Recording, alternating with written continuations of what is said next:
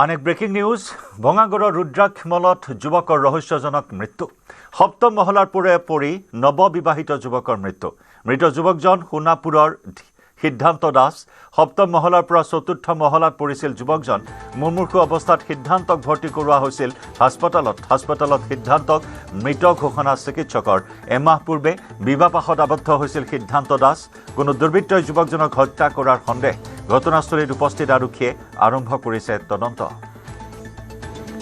ভঙাগড়ৰ ৰুদ্ৰাক্ষমলত এই ঘটনা সংঘটিত হৈছে অতি চাঞ্চল্যকৰ এটি ঘটনা সপ্তম মহলাৰ পৰা পৰি নৱবিবাহিত যুৱকজনৰ মৃত্যু হয় মৃত যুৱকজন সোণাপুৰৰ সিদ্ধান্ত দাস সপ্তম মহলাৰ পৰা চতুৰ্থ মহলাত পৰিছিল যুৱকজন মুমূৰ্ষু অৱস্থাত যদিওবা হাস্পতালত ভৰ্তি কৰোৱা হৈছিল কিন্তু চিকিৎসকে মৃত ঘোষণা কৰে এমাহ পূৰ্বে বিবাহপাশত আবদ্ধ হৈছিল সিদ্ধান্ত দাস নামৰ যুৱকজন কোনো দুৰ্বৃত্তই যুৱকজনক হত্যা কৰাৰ সন্দেহ কৰা হৈছে ঘটনাস্থলীত আৰক্ষী উপস্থিত হৈ অব্যাহত ৰাখিছে ঘটনাৰ তদন্ত আমি পোনপটীয়া সম্প্ৰচাৰত সংযুক্ত হৈছো সতীৰ্থ সাংবাদিক প্ৰিয়ব্ৰত গগৈৰ সৈতে প্ৰিয়ব্ৰত এমাহ পূৰ্বে বিবাহপাশত আবদ্ধ হোৱা এই যুৱকজনৰ মৃত্যু অতি ৰহস্যঘন হৈ পৰিছে এই মুহূৰ্তত কেনেদৰে ৰুদ্ৰাক্ষমলৰ সপ্তম মহলা পালেগৈ তাৰ পৰা চতুৰ্থ মহলাত পৰিল কি তথ্য এই মুহূৰ্তত লাভ কৰিছে আৰক্ষীয়ে হয় জয়ন্ত একদম সম্পূৰ্ণভাৱে এটা চাঞ্চল্যকৰ হত্যাকাণ্ড বুলি ক'ব লাগিব বা চাঞ্চল্যকৰ মৃত্যু বুলি ক'ব লাগিব আৰু ঘৰৰ মানুহে ইতিমধ্যে আত্মীয় যিসকল আছে তেওঁলোকে ইতিমধ্যে এই গোটেই ঘটনাটোক আচলতে এক পৰিকল্পিত হত্যাকাণ্ড বা কোনোবাই হত্যা কৰি যুৱকজনৰ এনে এটা অৱস্থা কৰিছে বুলি সন্দেহ কৰিছে বৰ্তমান সময়ত আমি GMCHত আছোঁ আৰু যিহেতু যুৱকজনৰ মৃতদেহ GMCHৰ মৰ্গত ৰখা হৈছে গতিকে তেওঁলোকৰ আত্মীয়সকলো বৰ্তমান সময়ত ইয়াতে উপস্থিত থকা দেখিবলৈ পোৱা গৈছে গতিকে আমি গোটেই পৰিৱেশটো অকণমান দেখুৱাবলৈ যত্ন কৰিম আৰু সমান্তৰালভাৱে প্ৰথমে আমি দেউতাকৰ ভাষ্য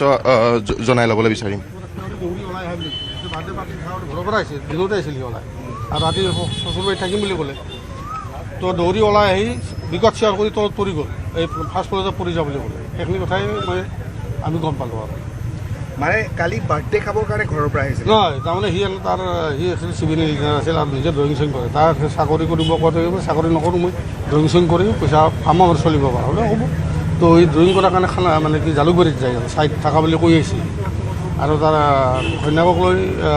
মানে সি এনেকুৱা ঘৰৰ পৰা ওলোৱা হয়তো মাকক মাত দি আহে আৰু নিৰ্দিষ্ট গন্তব্যস্থান পালেও মাকক কৈ মই আহি পালোঁ দিয়া বুলি সেই জালুকবাৰীৰ পৰা আহি পোৱা বুলি ক'লে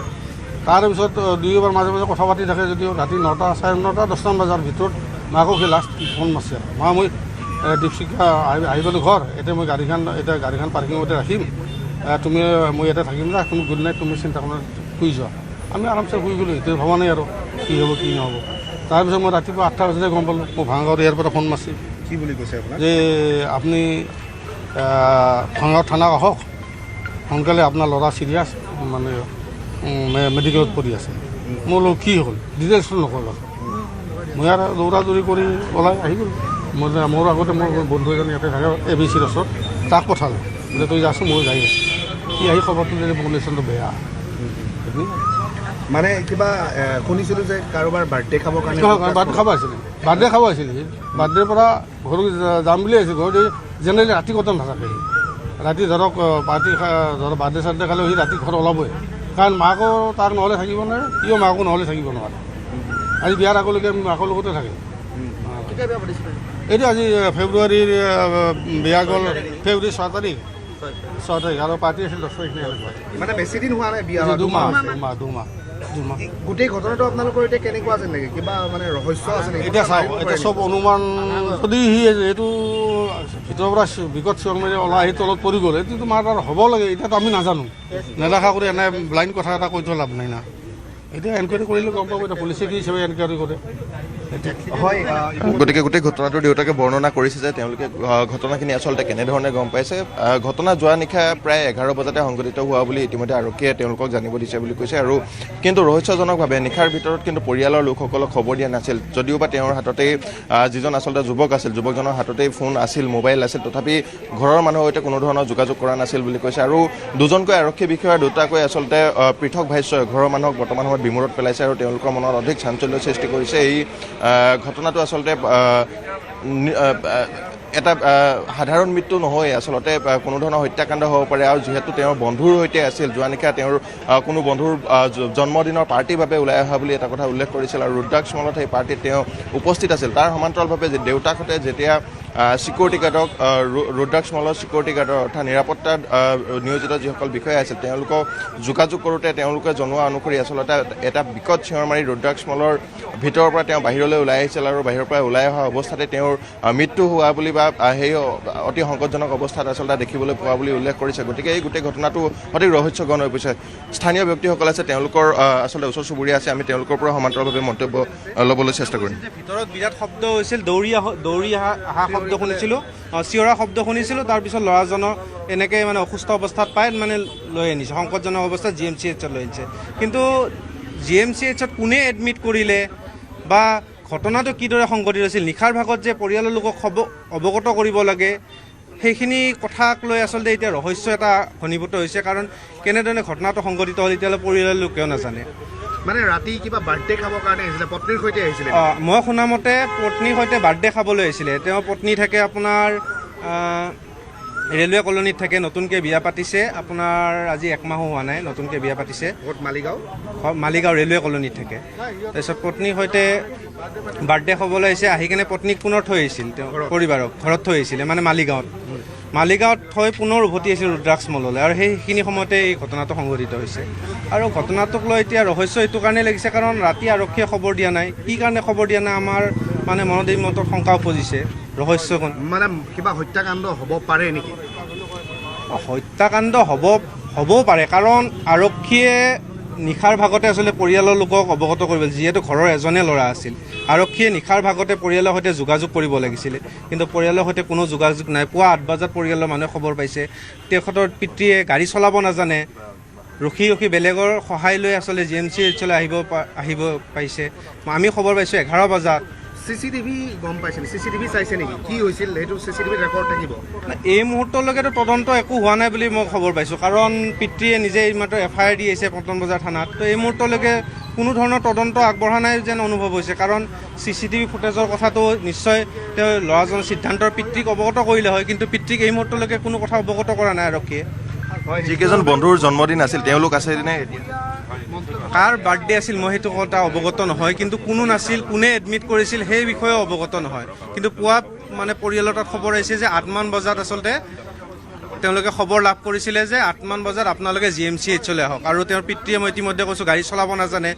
তেওঁলোকৰ মেনেজাৰজনক ফোন কৰি মাতি এই স্থানত আহি পাওঁতে প্ৰায় 9 মান বাজিছে কিন্তু নিশাৰ ভাগতে আচলতে আৰক্ষীয়ে কি ৰহস্যজনকভাৱে আচলতে পৰিয়ালৰ লোকক খবৰ নিদিলে বা ৰুদ্ৰাক্ষ মল কৰ্তৃপক্ষ মই স্পেচিয়েলি কৈছোঁ ৰুদ্ৰাক্ষ মল কৰ্তৃপক্ষ এটা দায়িত্ব আছিলে যে তেওঁলোকে ল'ৰাজন ক'ৰ হয় বা পৰিয়ালৰ লোকক এবাৰ খবৰ দিব লাগে কোনে আহি এডমিট কৰিছে সেই পৰ্যন্ত পৰিয়ালৰ লোকে এই মুহূৰ্তলৈকে গম নাপায় আমি জানাত কি বুলি সন্দেহ কৰে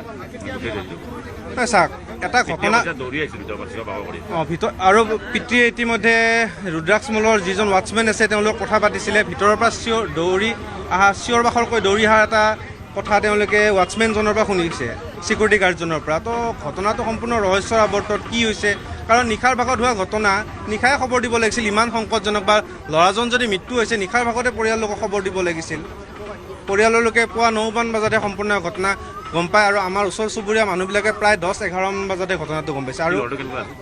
ল'ৰাটো খুব অমায়িক আছিলে ইঞ্জিনিয়াৰিং কমপ্লিট কৰিছিলে ৰয়েল গ্ল'বেলত ইঞ্জিনিয়াৰিং কমপ্লিট কৰি ঘৰতে মানে ঘৰৰ পৰিয়ালৰ লগতে থাকে বেছি ঘূৰি ফুৰা ল'ৰাও নহয় ইঞ্জিনিয়াৰিং কমপ্লিট কৰি এটা পানীৰ ফেক্টৰী এটা খুলিছিলে তাতে তেওঁ সেই প্ৰতিষ্ঠানটোতে তেওঁ কাম কাজত ব্যস্ত হৈ থাকে বেছি ঘূৰি ফুৰা ল'ৰা নহয় ভাল আছিলে যথেষ্ট এনেদৰে গোটেই ঘটনাটো বৰ্তমান সময়ত অতি ৰহস্যঘন হৈ পৰা দেখিবলৈ পোৱা গৈছে আৰু সমান্তৰালভাৱে আৰক্ষী আৰু ৰুদ্ৰাক্ষ মলক কিন্তু আত্মীয়সকলে জগৰীয়া কৰা দেখিবলৈ পোৱা গৈছে আৰক্ষী আৰু ৰুদ্ৰাক্ষ মল কৰ্তৃপক্ষ যিহেতু যোৱা নিশাৰ ভাগতে গোটেই ঘটনা সংঘটিত হৈছিল কিন্তু আৰক্ষীয়ে ঘৰৰ মানুহক বা তেওঁৰ আত্মীয় যিসকল আছে তেওঁলোকক খবৰ প্ৰদান কৰাৰ পৰা বিৰত আছিল সমান্তৰালভাৱে একেই ঘটনা ঘটিছিল ৰুদ্ৰাক্ষ মলৰ ক্ষেত্ৰত তেওঁলোকেও তেওঁলোকৰ ওপৰত এক গভীৰ ৰহস্যৰ মাজত সোমাই পৰিছে সমগ্ৰ ঘটনা গতিকে ৰহস্য কেনেদৰে উদ্ঘাটন কৰে আৰক্ষীয়ে সেয়া লক্ষণীয় হ'ব প্ৰিয়ব্ৰত ধন্যবাদ আপনি ভাঙাগড় থানা আহক বোলে মই ভাঙাগড় থানাত কিয় যাব লাগে সুধিম যে আপুনি পলম নকৰিবিছো আপোনাৰ ল'ৰা চিৰিয়াছ এনেকৈ ক'লে মই আৰু বোৱাৰীৰ ফাদাৰে মাৰিছোঁ কৈছিলোঁ মই ভুলটো ভাগিলে বোৱাৰীৰ ফাদাৰ নহয় বোলে বোৱাৰীৰ নাম্বাৰতো মানে থানাৰ পৰা ফোন নাছিল তাৰপিছত মই কি কৰোঁ বুলি মইতো আহি পাতে দেৰি হ'ব, গাড়ীও নাই, চলাব নাজানো নিজে। আমি মেনেজাৰটোক ৰখি আহিলোঁ, মোৰ বন্ধু এজনক ক'লোঁ বৰুৱা ঘৰ বিচিতে থাকে, বোলো বৰুৱা এনেকুৱা কেছ হ'ল, আচলটো মই নাজানো, তুমি যাছোঁ তুমি ভাই ভাঙাগড় থানাক লৈ কি হ'ল ঘটনাটো কোন মই যাই আছোঁ। তো মোৰ সি আহিল, সি আহোঁতে মানে মোক সি ক'লে যে দাদা ক'ত পেলে খানাপাৰা আহক, এবাৰ সি ফোনটো কাটি দিলে। তাৰপিছত মই খানাপাৰা পাওঁতে সি ফোন এই আহকচোন দাদা, কি হ'ল কৈছোঁ, সি কথাটো এই হ'ব আহকচোন বুলি কওঁতে মোৰ অলপ ডাউট হৈ গ'ল যে কিবা এটা হ'ল। বোৱাৰীৰ লগত হেৰি লাভ মেৰেজ নাই লাভ মেৰেজ। লাভ মেৰেজ কেতিয়াৰ পৰা আছিল এতিয়া ধৰক সেইটো সি কলেজত পঢ়া টাইমৰ পৰা আছিল আমি জানা। সোণাপুৰ নহয়, ৰয়েল গ্ৰুপত পঢ়িছিল। সি সোণাপুৰত আছিল। সি সোণাপুৰত থাকে। আপোনালোকে একেলগে নাথাকে নেকি? একেলগে থাকোঁ। ৰাতি মানে সি যে অহা নাই ঘৰত গম পোৱা নাছিল? নহয়, ৰাতি লাষ্ট বোধহয় মোৰ লগত অলপ কম কথা পাতে। মোৰ মাকৰ লগত সি মাক পাগল, মাক মা কৰি থাকে। 9:45 এবাৰ 10টা মানত মানে মাকক ক'লে যে মা মই যোৱা কথা আছিল, মই নাযাওঁ, মই ইয়াতে থাকি দিম, চচুৰিত থাকিম বুলি কৈছে, থাকি দিম, তুমি চিন্তা কৰিব নালাগে, মই ইয়াতে থাকি দিম এনেও ক'লে। আৰু গুড নাইট দি মাকক শুই গ'ল। তেওঁ সৌৰভৰ এইটো কি কয় মালিগাঁৱৰ শান্তিপুৰ।